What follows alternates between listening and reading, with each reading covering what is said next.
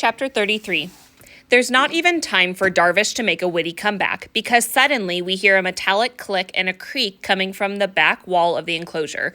That's the cage being opened, says May. Yep. Peanut nods his head. That's just what it sounded like. That's definitely the sound of the cage door. Oh yeah, I definitely remember that sound, says Tater Tot. It still sends a shiver up my spine. You think that's a scary sound, said Sea Monkey. That's nothing. One time I accidentally ate a whole pile of ghost gas fungus. Every time I went to the bathroom, it sounded like my butt was being haunted. That was a scary sound. I turn to Darvish. That's the cage being opened, I tell him.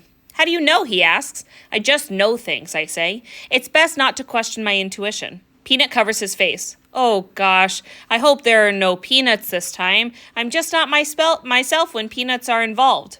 We dive into the bamboo and hide, which is a tight squeeze for 2 kids, 4 large zoo animals, a shark, and a chicken, but we manage. Now that my eyes have adjusted to the dark, I see there is a door along the back wall painted to blend into the bamboo. But right now it stands open. There is a light coming in. There is a light coming from it. The beam of flashlight. This is what happened before, says May. But last time I wandered out the door and the human was waiting for me. Then we need to make sure Cuckoo doesn't do that, I say. Leave it to me, she says, and shambles back to Cuckoo. I watch as her glowing form dissolves into some sort of mist. The glowing gold cloud floats towards Cuckoo and surrounds his head.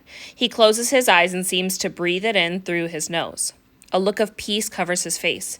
I have witnessed something very special. I have witnessed something very momentous. I have witnessed something very disgusting. I had no idea that these guys could turn into some sort of snot mist and go inside my breathy holes.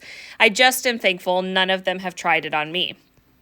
But I can see that Cuckoo isn't going to wander out the door, which means Hawtrey Vane will have to come inside for him.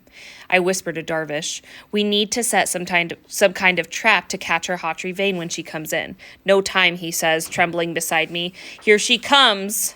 He's right. A figure enters in through the door. It is a sinister Hawtrey Vane. She shines the sinister flashlight in her sinister hand around the paddock.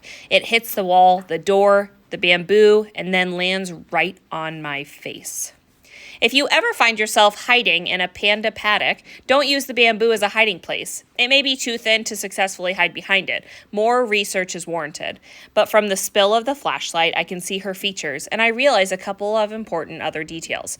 Hawtrey Vane is taller than expected. She is younger than I expected. She has much dreamier eyes than I expected, and she looks just like Talon Smithfield.